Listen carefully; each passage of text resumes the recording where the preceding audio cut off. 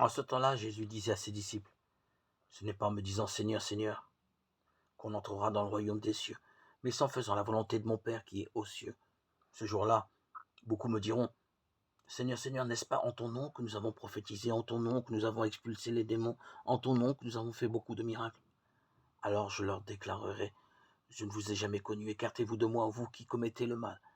Ainsi celui qui entend les paroles que je dis là et les met en pratique est comparable à un homme prévoyant qui a construit sa maison sur le roc. La pluie est tombée, les torrents ont dévalé, les vents ont soufflé, se sont abattus sur cette maison. La maison ne s'est pas écroulée, car elle était fondée sur le roc. Et celui qui entend de moi ces paroles, sans les mettre en pratique, est comparable à un homme insensé qui a construit sa maison sur le sable. La pluie est tombée, les torrents ont dévalé, les vents ont soufflé. Ils sont venus battre cette maison. La maison s'est écroulée, et son écroulement a été complet. Lorsque Jésus eut terminé ce discours, les foules restèrent frappées de son enseignement, car il les enseignait en homme qui a autorité, et non pas comme leurs scribes.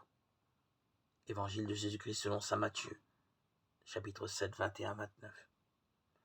La volonté du Père sur moi est que je ne fasse qu'un avec son Fils, et c'est la grâce reçue le jour de mon baptême. Il ne me voit plus qu'en lui. Je dois reprendre conscience de cette vérité pour apprendre à penser et agir comme un autre Christ.